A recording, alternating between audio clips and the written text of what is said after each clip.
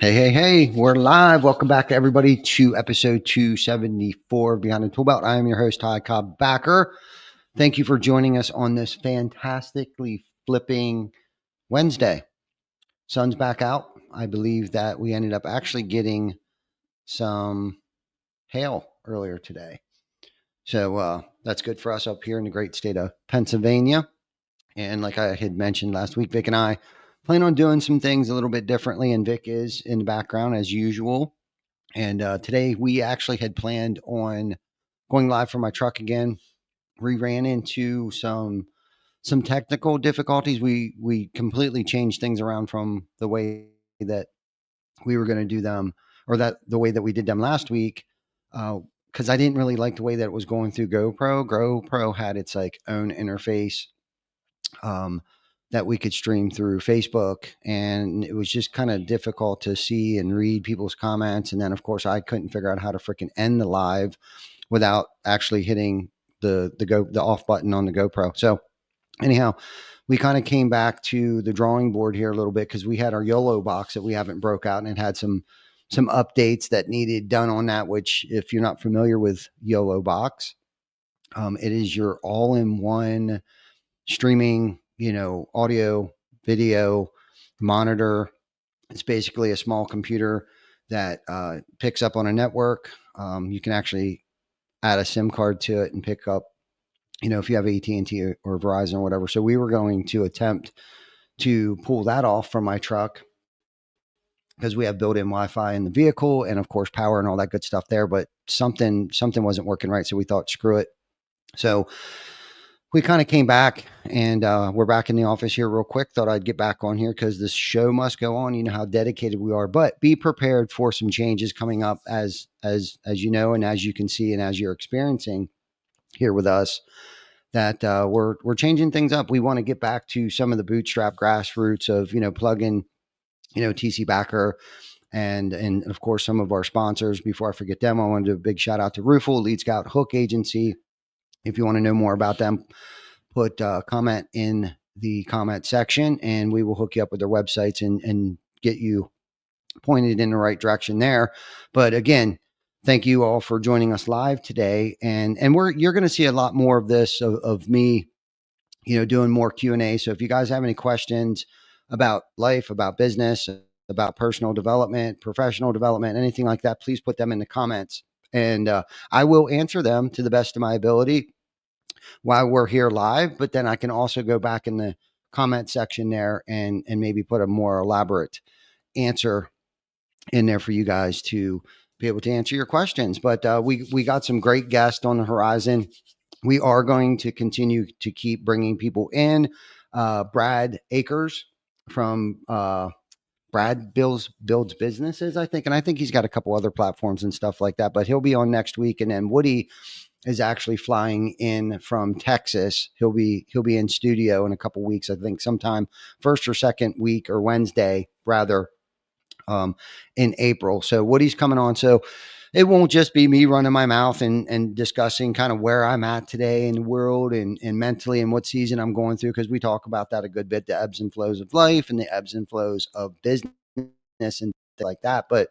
And of course, you guys know that we talk a lot about legacy and leadership and or whatever, that we're shooting for, right? Like we want to leave an impact. And it's funny because my nephew, Zach,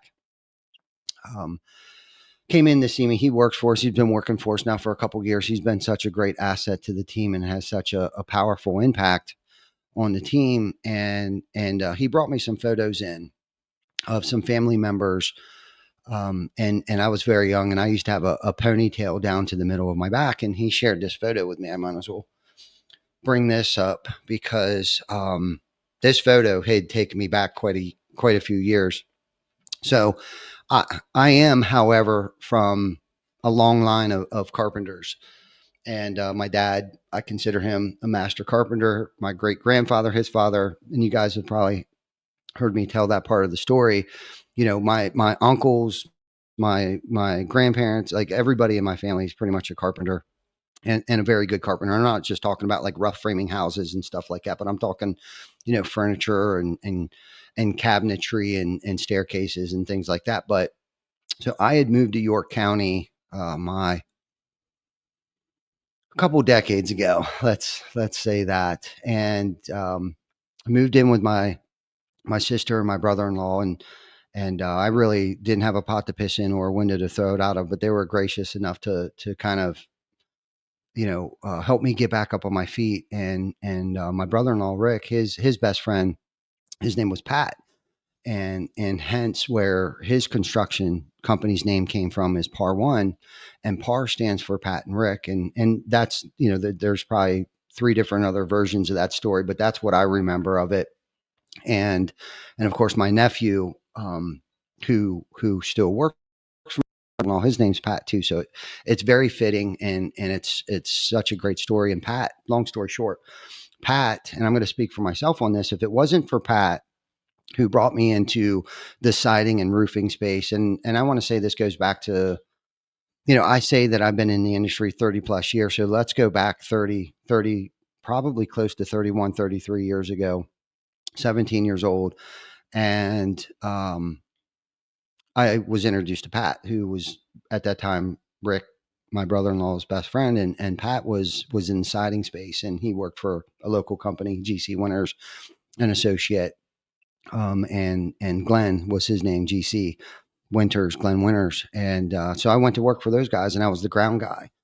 And so, speaking of legacy, if it wasn't for Pat, because I could probably talk about that all day long, but if it wouldn't be for Pat, and I just showed his picture earlier for those of you checking in. Pat here, my nephew, of course, he was a lot younger in those days. Pat has passed on and is no longer with us. But for me, and speaking for myself, and in terms of legacy, if it wasn't for Pat, um, TC Backer wouldn't. And of course, if it wasn't for my brother-in-law and my sister, I can't not mention that too. But I'm pretty sure Pat showed Rick how to hang siding too, probably way before I came along.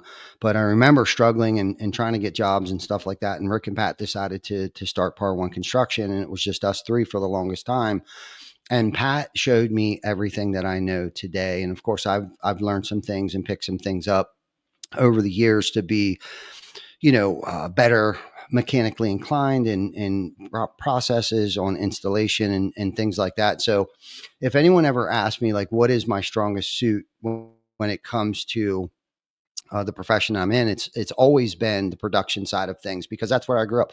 I didn't get a business degree at Harvard or Yale or anything like that. I did end up going back to school um, many years later, and I went to York Business Institute for a while actually, and had met some really great people there. But again, I didn't get like a major or anything like that in business, not even accounting. But I did take a lot of accounting courses. And I'm sorry, somebody keeps blowing my phone up. Obviously, they don't know who I am. And that we go live every day or every Wednesday at 12 noon p.m. That's probably something very important, because they continuously keep calling me. Hopefully they'll leave a message and I'll get back to them. But well, I guess we don't think about it where we come from enough, right? Like, don't forget where you come from, bum. And I lived in a basement. I brought nothing with me, basically, like a Martin's bag, which is a giant grocery store over in Waynesboro. It's called Martin's, and literally, I had that bag, and I slept on an air mattress in my sister's basement. And those guys showed me everything, whether it was entrepreneurially, along with my dad and my mom and dad had owned a bar and a restaurant for a long time, so that aspect of customer service and things like that. But most importantly, the production side of things, of knowing how to do takeoffs and measurements and installations and things like that, all come from Rick and Pat. And I have another picture here of all of us together. You can't really see my ponytail, but my hair is pulled back in a ponytail. I'm sitting on a picnic table, and that's going back a long time. I'm this little dork right there, and you kind of see I got my hair pulled back. And a lot of people don't tell them that story. Like, yeah, I used to have long hair. They're like, no way. And some of the other stories of the chaotic lifestyle that I lived back then, they don't believe me. Um, It's always a trip to reminisce and walk down memory lane. But the importance of legacy, the impact that we're leaving on people's lives today, and it's kind of like a catch-22. People don't realize the impact that they're having on people, but I think when it's brought to your attention and you are very intentional about legacy leadership, leading by example, um, and not taking the credit for it, right? Like jumping back in and grabbing and pulling things back from people, and taking away their growth and allowing them to figure things out, but at least pointing them in the right direction. And I know over the years I've not done such a great job of always articulating the message very well. It's kind of like we hire people. And recently I'm going through this thing where it's a clarity note from Ty. I'm giving myself about 8 weeks to give everybody a clarity note of the direction of the company and the direction of their position, if the position is going to change, or just, and not everybody's note from Ty is going to be the same. But I am so guilty of, there's a cemetery looking out my window here. So I'm going to use that as an example slash metaphor, where it's like I'm so guilty of, like, go to the cemetery. Okay. Not really giving them a reason. So they're kind of lollygagging on their way over to the cemetery, trying to figure out, why is he sending me over to the cemetery, opposed to letting them know, like, the reason why I wanted them to go to the cemetery is because, hey, in that cemetery over there, there's an oak tree. And every time the wind blows, the lower limbs of that oak tree tend to blow across the top of the headstones. Could you go over to the cemetery, trim up the bottom of those tree limbs, and so that way when the wind blows, it doesn't affect them? Well, if I would have articulated the point, because I'm guilty of, like, hiring people, they're like, what do I do? Like, figure it out, is a lot of times has been my response over the years. So I know that is something that I wanted to work on this year, was like giving people better direction, better vision of where and why they're doing things, and it's funny stories. I worked for a company called Homes by Keystone. I was an electrician there back when I was probably, I don't even know, because like I said, I had moved to York County around when I was 17, but then I ended up moving back and I got a job down there as an electrician. But I had a mentor, I guess, my guide, to show me how to, wire houses, modular homes, and stuff up like that. But so he would basically just come in and be like, you got to drill all these holes and then pull all these wires. And some of these wires are for receptacles, and some of these wires are for switches, some are for smoke detectors. But he never really got real granular on it with me. Like, he never told me the difference between, like, the ground wire from the white wire from the black wire, and why some had red and some had green. He didn't tell me the difference between a single pole switch or a three-way switch. Um, you know, the ground wire, the green ground wire, and the red and the negative and the positive, and things like that. Like, he never really told me, exactly why I was doing things. He just told me to do things, but he didn't exactly tell me why. And unfortunately, I've been guilty of that myself. But if I would have told somebody exactly why I needed them to go over to that cemetery, they would have grabbed the chainsaw and they would have ran. The vision would have been clear then. They would have had direction. They would have had motivation. They would have been able to just run over to the cemetery with their chainsaw.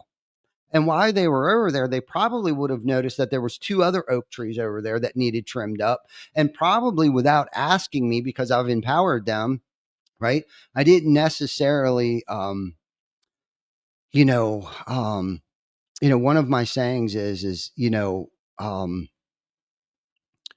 oh, I can't even think of it right now. But anyhow, I've empowered people enough to that they would have saw that there was two other oak trees over there that needed trimmed up. And then they would have looked around and they would have realized that, hey, maybe I should break these leaves up over here. Maybe I should mow the grass. And hey, I can't even read the names on the headstones anymore. Maybe I should power wash them. But with that little bit of guidance up front and a little more, vision of, like, why I needed you to go to the cemetery, opposed to, hey, Vic, just pick that camera up.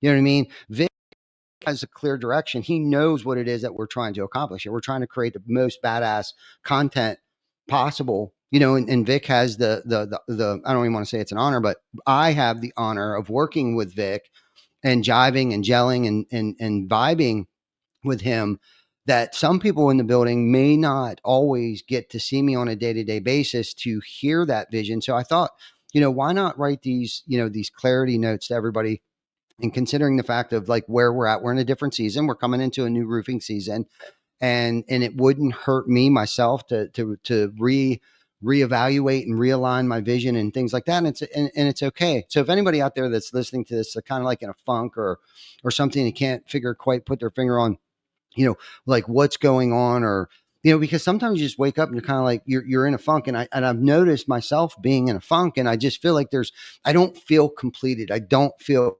accomplished, and it's kind of like I had to really do some inside. I had to take a look inside and find out like what's been going on. And it's just like this podcast, it's kind of like I'm sure we're getting what we call, in the content world, viewer fatigue. Well, we also suffer from content fatigue as well. So one of many things that we're stepping up our game in, not just in TC Backer and not just in Lead Scout. And there's a lot of great things going on over there that I'm sure I could, create a whole entire podcast about Lead Scout. But, sometimes when we go through these seasons and these changes and stuff, like what got us here is not going to get us where we're going to go. And I think so much we threaten our long-term goals over our short-term emotions, whether it's our own short-term emotions or other people's reactions to the changes that we feel like we need to make. And we can't always get hemmed up. And I know it's hard. And especially for me, it's hard for me to not get in my way because of my emotions and the pain that I might be experiencing right now, or the pain that might be cast upon somebody else due to these changes and things like that. But I guess the message there, at least in this small little piece, is, don't get distracted by your short-term emotions and screw up your long-term goals. And the goal is on multiple fronts. Like we want to kick out like the best content that we possibly can kick out. And that's why we're changing things up, because we don't want you guys suffering from viewer fatigue. We don't want to suffer from content fatigue. And same goes in your personal life, right? Like if you're not waking up with purpose, and you're kind of just waking up and going through your day by mistake, and not very intentional about wanting to take care of your body, not wanting to take care of your mind. And I tend to slacken that thing. Sometimes I have to switch up the content that I'm listening to. I listen to a lot of Craig Groeschel. I listen to a lot of Bedro Keuilian. I listen to a lot of the Hermosis, both of which. And I kind of got to switch between all of them, because I suffer from viewer fatigue. That's right, Jay. The key is to start small and build momentum and reconnect with your why. Exactly. And it's funny that you talk about your why, because I'm reviewing my why today. I pulled open my why. I have this note section on my phone here where over the years I've put in my why. So I don't forget, one, where I come from. Plus I jot down a lot of things, that might be on my mind that I could use later or not to forget. And it's good to journal too. It's kind of like my journal, and there's a lot of good stuff in there. So that way, maybe someday if I'm not here, right, Vic or Jana, somebody can pop open any of my devices. That's why I choose to use the Apple devices, because anything I do on my phone shows up on my MacBook, shows up on my iPad. And not that Google doesn't do that. I also use a lot of Google stuff as well. I like using notes. I find that I can do just about anything in notes as I can in a Google Doc, and then I transfer it over to a Google Doc. And that's where I've started to create these clarity notes from Ty. I'm starting with some key players, and then I'm kind of working our way down, and we just revamped our org chart, our organizational chart. And if you're listening to this and you don't have an organizational chart in your company, and I think there's a misinterpretation of why you should have an organizational chart. It's not always for who you're supposed to report to, but it's also very important to differentiate different silos or different departments. I hate both of those words because it creates separation and creates division, right? And division's another horrible D word. that I don't like to use, but sometimes I have to use it in this context right now. I'm going to use the word, departments, right? It helps kind of clean up and it gives me 1,000-foot view. So I don't forget people that are in certain departments, because I think we have close to 100 people that work for us today. So we need at different locations, from production to administrative to accounts payable to receivables to salespeople, sales managers, sales trainers, all of these people, and subcontractors, right? We do have a lot of our own in-house crews, window crews, gutter crews, and things like that. But we do have subcontractors too. That I don't want to forget about them too. And with them on the forefront of my mind with the organizational chart, right? Then I can keep them in mind for, spring fling parties and events and stuff, which I know that we're due for something. I don't know if we're going to start working on the food drive, or if we're just going to kind of do like some kind of open house networking spring fling. So if David Bruner, if you're out there listening to this right now, and if you want to be a part of maybe hosting another, networking, but it just kind of keeps everybody engaged and everybody coming back, and it just revigorates and rejuvenates the culture that we've strived so hard to create. And culture goes into a lot, the piece of legacy as well. And what I mean by that is, like, we've had a lot of people come into our organization, and they become family. They're not employees. They're family. They're teammates. They're co-members, co-leaders, and you know, most of them stay. And over the years, a couple of them left, and those that stay continue to grow. Whether it's personally, professionally, financially. Um, they are not the same people as it was when they came here. And if somebody does leave, at least now they have the tools to go. And we've talked about this before, where it's like, I know when people come here, they're not the same person that they were. I know for a fact that I've changed, I've grown immensely. And again, that's what I'm talking about, leading by example and continuously working on myself so we can develop leaders. We can build teams. We can create legacies. Even the people that work here are creating legacies, like Glenn, for instance. Glenn has created such a legacy for himself, whether he knows it or not. And again, I don't have to take the blame or the blame or the credit for any of that, but I will take the blame, unfortunately, when shit does hit the fan. And that's the difference between selfish leadership or servant leadership, right? Like, we're here to serve. And when we can keep that on the forefront of our mind, and don't get it twisted, I am not the most always giving. I am not the most always forgiving. I don't always give grace when grace is, or being empathetic and things like that. And really, a lot of it has to do with what's going on with the 6 inches between my ears, right? But again, that's where all this personal development comes from. And I can tell you this, the thing, I'm not who I want to be, but I'm definitely not who I used to be. And on a day to day, I review my day every night, whether I want to or not, because it's just become a habit for me to do a reflection upon my day. Where did I do well? Where didn't I do so well? And the difference today for me is I know almost instantaneously when I'm not behaving or acting or performing very well. That is the difference today. So I am more apt and more prone to add an amends, correct my actions immediately, because let's face it, none of us are put on this earth to feel uncomfortable or feel awkward or feel weird or anything like that, right? So life is too short for us to not be happy. Wake up with a purpose and motivation and achieve that goal, whatever that goal is. I think we should all have like this 1 year, 5 year, 10 year goal, right? What does it look like? Where does Behind the Tool Belt look like in 1 year from now? And that's starting to come to fruition right now for Vic and I. Where does it look like? What does it look like in 5 years from now? Like, these are all things, and I'm not saying dwell in the past or live in the future, have 1 foot in yesterday and 1 foot in tomorrow and pissing all over today. But you should have goals, and you should have dreams, and you should have aspirations.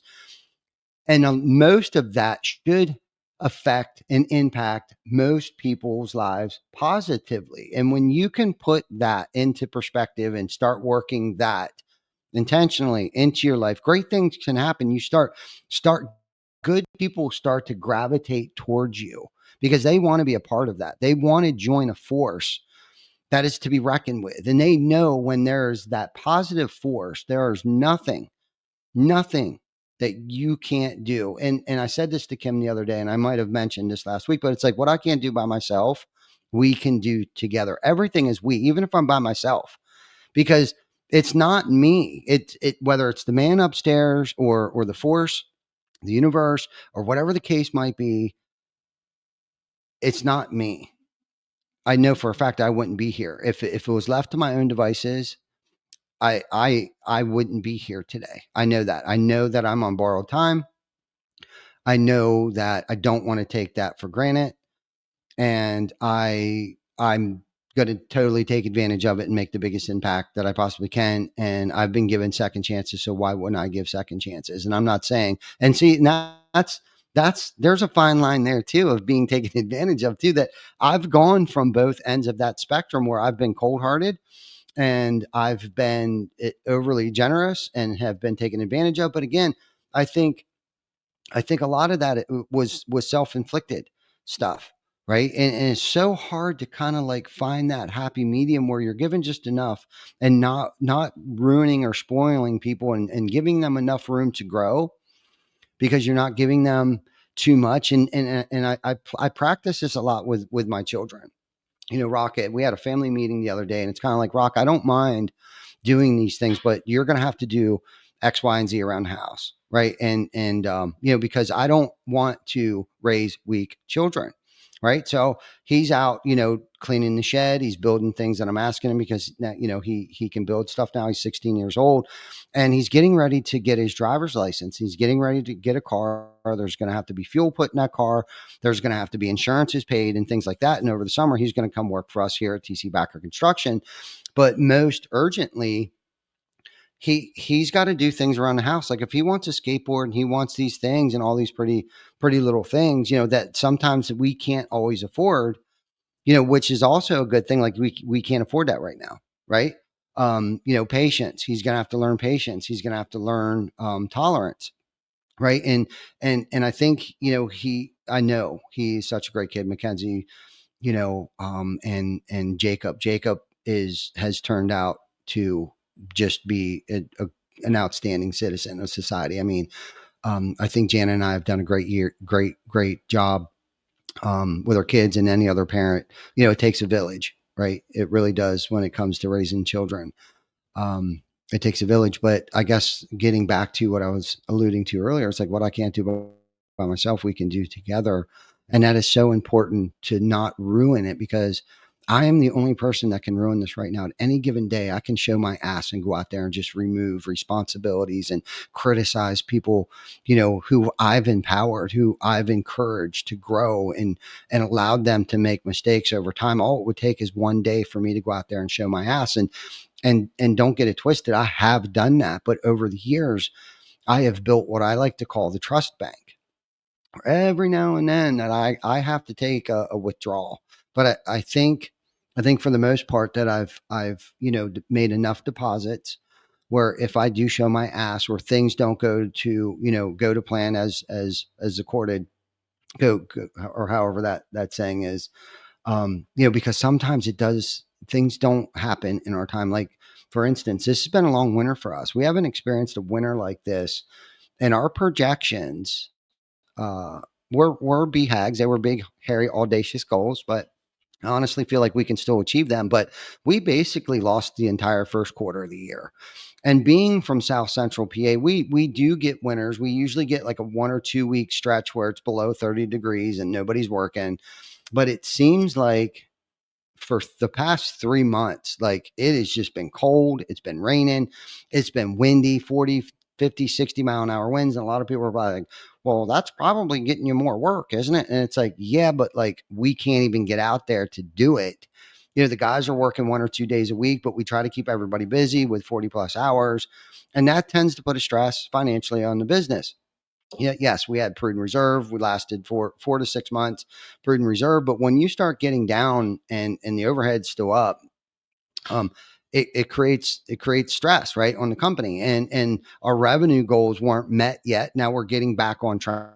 which we knew, but unfortunately, that variable we couldn't control. All we could control was the variables that we could control, and we did. We did the best we could. We cut some things back, our spending habits and things like that, but we didn't, knocking on wood, have to lay anybody off. Cut out anything that really affected anybody. A lot of it had to do with just things that nobody really sees, other than a couple of our people on our leadership team and things like that. And we actually were able to pick up some really great people. My daughter, so totally grateful. Mackenzie, big shout out to Mackenzie, who's become Kim's right hand woman.